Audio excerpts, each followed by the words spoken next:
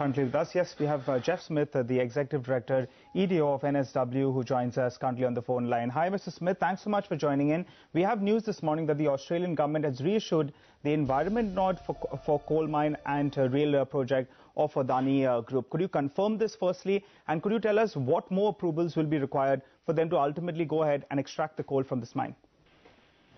Well, yes, I can confirm that the federal government has given its approval to the Carmichael coal mine in Queensland. Okay. I'm not aware of any other approvals that would be required prior to the mine going ahead. Mr. Smith, you have any idea what actually changed in order for the government to give these, clearances? Because the project have been stuck since last 5 or 6 years. So what was the reason of this turning point, which came yesterday night?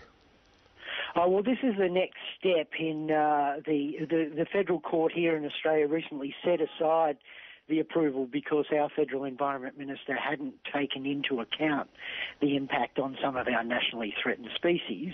So it was sent back. The Minister has now reissued reasons, close to 110 pages of reasons for the approval, where he goes through the various bases and for his reasoning for approving the mine with strict conditions. And it certainly does seem that on its face, their decision certainly looks much better than the original decision, which, as I mentioned, was set aside by the federal court. So you have any idea of when will the commencement of production of coal may start from these mines? The company, Adani Group, have been telling earlier that it could be FY16 end. So are you having any idea when that could happen? Oh, no, I'm not in a position to, you'd be better off talking to the proponent or the developer about the starting date. Okay. So is it a clarity only coming on the Adani Group, or there's anything which has changed in terms of the environmental norms in Queensland?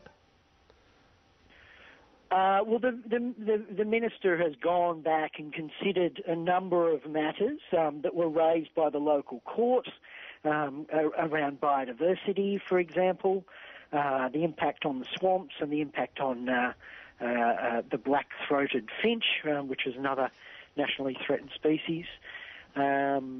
He's considered the impact on a couple of nationally endangered species, which were the subject of the decision being set aside and so on. So he's obviously satisfied himself that he can give the approval to it. So in your personal capacity and with an experience, do you see any reasons to wonder right now that there could be any further problem, if at all, in commencement of production from these mines? With your experience? Well, it's very early days. The decision's only been made in the last couple of hours, and as I say, those reasons are quite extensive. Certainly much better decision than in the past, than in the previous iteration. There may be question marks around the climate change considerations. This is a mine which will impact on World Heritage Area, in particular the Great Barrier Reef, and we're certainly looking very closely at that aspect. Is there any local body, at all, which you hear who may have gone against this order? I'm sorry, I don't understand. Do you mean a local authority? Or any local authority or any local body, which may have not liked this order and may have gone against this order? Well, I don't know about any local authority. There may be local community groups who are opposed to this proposal. So I'm not sure whether you know about this or not, but we hear that the total mining capacity of this mine, the Carmichael coal mine, is around 60 million ton. Can you confirm with that? And also, if you have any idea that how much extraction is possible, say in year 1 or year 2, whenever it starts? No, I'm not in a position to. You would need to talk to the Adani themselves about what their projected outputs are and so on. I'm a lawyer in Australia in environmental law.